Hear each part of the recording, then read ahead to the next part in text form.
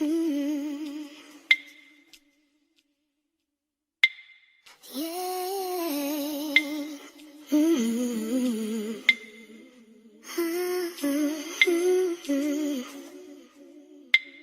yeah. Boy, now you make me float. Boy, really give me. Hey guys, welcome to my YouTube channel, and in today's episode I am going to tell you about how to approach brands. I know like this is information that a lot of people don't really want to share because for some reason people don't think there's enough brands for us to work with. What is it? What is it? What is it? What is it? What is it? What is it? What is it? What is it? Oh. Do you want cocomelon? Cocomelon! Cocomelon! Cocomelon!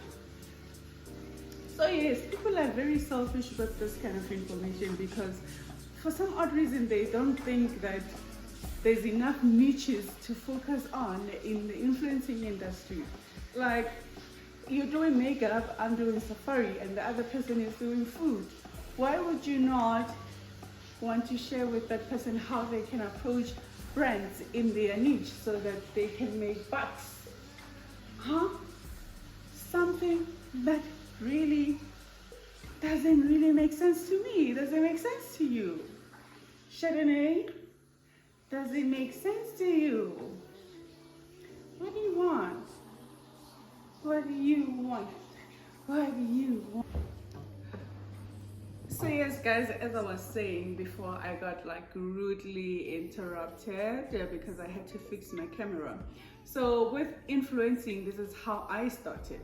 And I don't want to give you guys unrealistic expectations of the industry. I know there are a lot of people who are doing well in the industry, and that's probably why you are watching this video, because you want to also do well. And also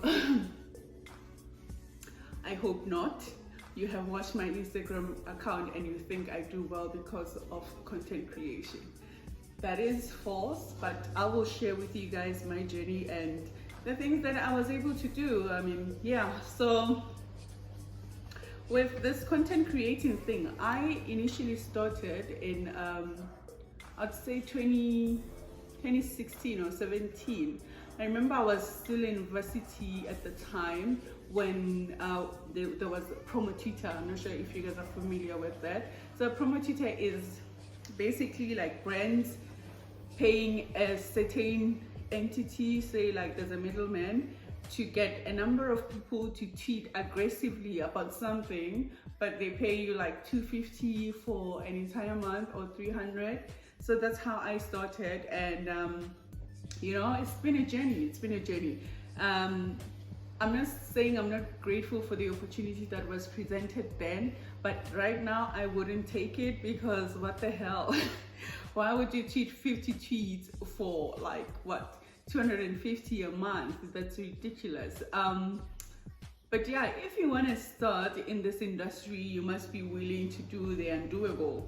And because also I think it's not regulated as yet, a lot of campaign managers and entities that, you know, source these kind of jobs or gigs to content creators, they really do exploit people. So just be very aware of that, and be prepared. Whether you want to take it or you don't want to take it, that's like really up to you. So that's where I started. I think for about 4 years I've been doing that. So for me it was just a side hustle. I mean, there are people who do it for a living, and I don't expect them to accept those kind of deals on those kind of terms. So for me it was a side hustle. So, you know, imagine you're getting paid to do something that you tweet every day, which is just to tweet and say things about things, give opinions, and, you know, watch shows and tweet about them. You know, it's a great thing. I mean, it's the greatest invention after forex trading. So yes, that's where I started, but eventually I got to work with some of the most amazing campaign managers who put me on gigs. I'm not sure if I can mention them here. I don't think I can, because yeah, no, they haven't given me permission to mention them in my YouTube channel, so on my YouTube channel rather. So yes, the pay now, it's getting there. Over the years it has been getting there. You get paid maybe say 700 or 1000 for like a minimum of 50 tweets. I think that's really an improvement from getting paid 250. So with the years going by, I realized that my brand actually needs to take a different direction and just focus on something, because previously I was just tweeting, and I think a lot of people were following me because I was in the journalism industry. I was a political reporter, and I used to be very controversial and tweet about the ANC, like it's not doing this. So yes, that used to be my brand, but I thought to myself, you know what, politics will always be politics, and I wasn't really passionate about politics. I was passionate about getting the attention from being controversial, which can be career limiting because social media does not forget. As much as we should be able to have a say in what happens in our society, you need to be very careful. Yeah, I'm just gonna leave it there. You need to be very, very, very careful. So I decided that my brand on social media should take a different route, stand for something that I'm passionate about and something that I love. And I'm very grateful that I was able to go on this one trip in 2019, the end of 2019. I went to the Kruger, and when I tell people this, they don't always believe me. I don't know why. So I went to Kruger for the first time in my entire life. That was the first time I went to the Kruger in my late 20s. The first time I go Kruger, like it's the first time. And I always say that, career exhibitions in high school are very limiting to kids. As much as they are posed as these things that help children, I think they're very limiting, and they don't go beyond being an engineer and being a doctor and being what's the other one? Being a lawyer. I think if I were exposed to the wild, the bush life, I would have went to a career in conservation, but I'm here now, so boring. Yes, I would have been there taking care of animals and making sure people don't abuse the nature, making sure you don't litter, making sure you don't do this and that. But I have to make do with what I currently have, which is a law degree, and I hope that I will get into environmental law and do a lot of conservation work. Getting into safari, I know a lot of you are here because you follow me on Twitter. I tweet about my safari experiences, and I post a lot of places that you can visit in the bush that are affordable and child friendly, and you get great experiences. I decided from that one trip, I decided that's going to be my niche because I love it. I love safari. I love everything about it. Show me an elephant, show me a giraffe, show me a zebra, show me a lion. I will be the happiest person you've ever seen. That's like my thing. That's like my thing. I love safari travel. I've been consistently posting about it for, I think, 6 months now. It took me a while to kind of, accept that that's what it's going to be my brand. And I can tell you, when I started tweeting about safari, I had 19,000 followers on Twitter. At the moment, as I'm sitting here, today's date, I have 60.3 thousand followers on Twitter. And those are people who I see that they follow me from my posts about safari. And I'm not saying that go out there and choose a field that's not populated, overpopulated, because I know a lot of people who are passionate about makeup, they don't want to do it because everyone is doing it. But you will do it different. You will do it different. There are a lot of people out there on TikTok, on Instagram, on Twitter that are cooking.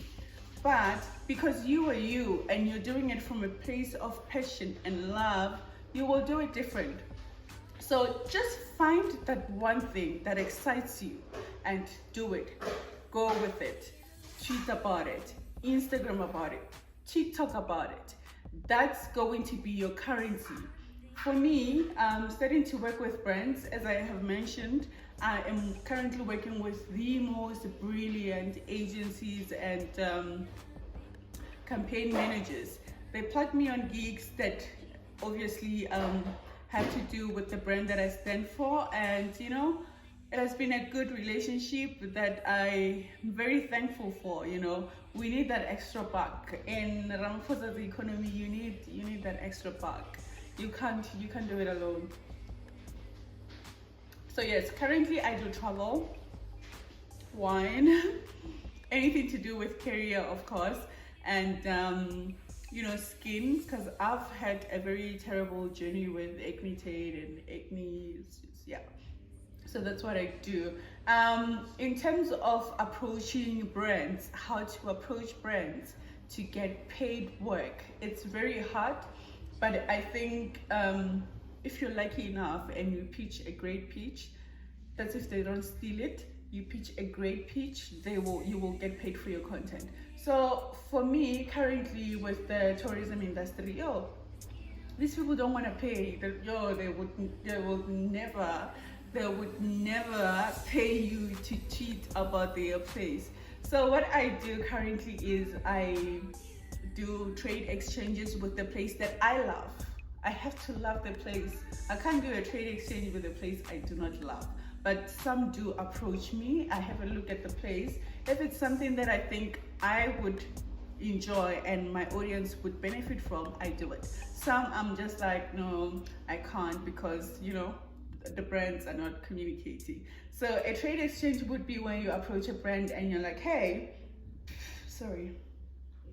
excuse me, I'm so and so, this is my following, this is what I do, these are my analytics, these are my engagements, these are my numbers. I would like to come to your place for 2 nights, fully sponsored. I need to make that clear, because making content is a job. Traveling to these places is expensive on you. So fully sponsored stay, in exchange that I give you media presence. You must be very particular. So for me now, I have started including a fee for travel expenses. If you're not paying me for my job, at least pay me to get to there and work for free. That's a trade exchange. But if I have to still pay for my petrol and then work for free, one of us is losing, and it's not you, it's me.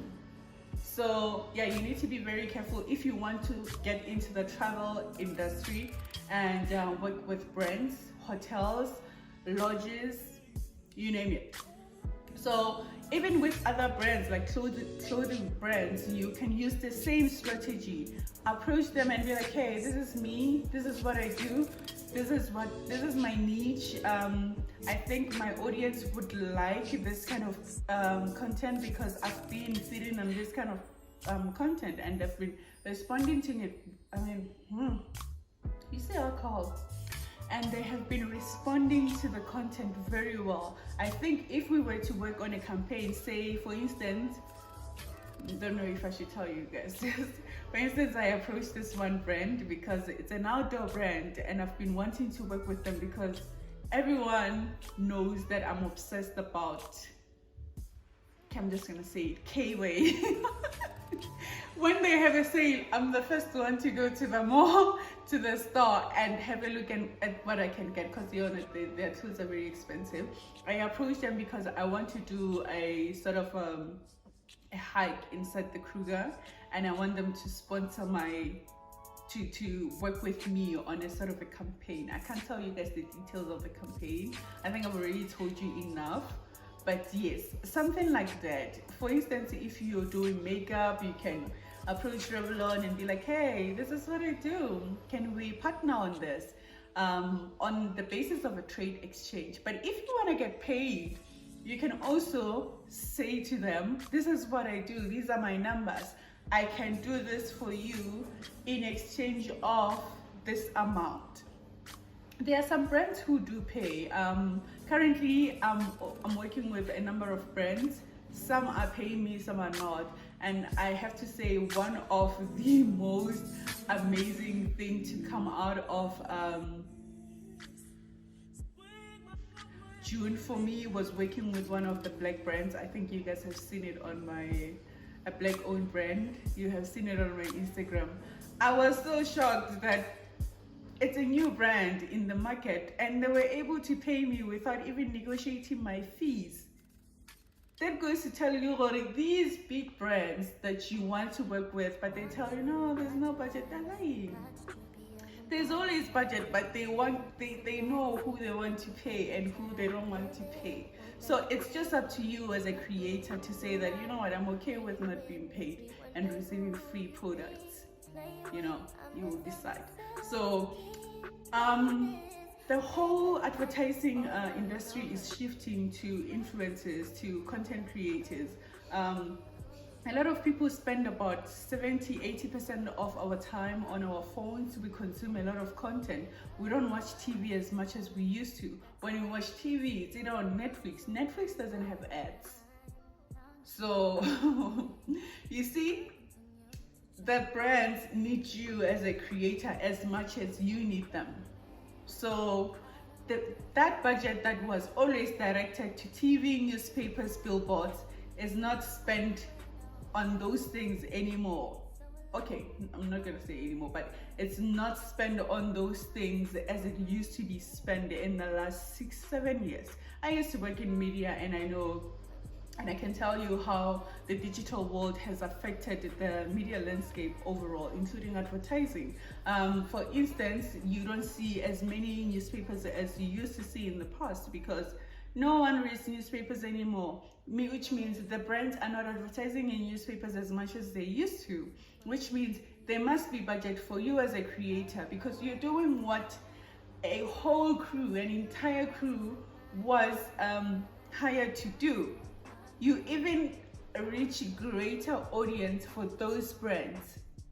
So yes, it's all up to you. Do you want free products in exchange of posting or do you want to get paid? Just give it a try. The worst they could say is no. I hope I have shared everything. Let me see. I hope I have shared everything. So if you guys need help with approaching these brands, just do let me know. I may do it for free, but later on I think I should decide whether I want to do it at a fee because I've been approaching quite a number of brands and they've been paying me to do work for them. Yes, some have been giving me free products to try, but yes, the majority is paid content. So perhaps this is something that I should, also include in addition to my travel agency, which you guys, many of you might be aware of, where I find extremely beautiful destinations for clients, mostly bush experiences at reasonable prices. And yeah, in addition to practicing as an attorney. So yeah, business opportunities are endless, but thank you for tuning in. And if you have any questions regarding what I have said or anything that you might encounter in the influencing industry, just shoot me a comment down below and I will definitely respond. Okay, bye.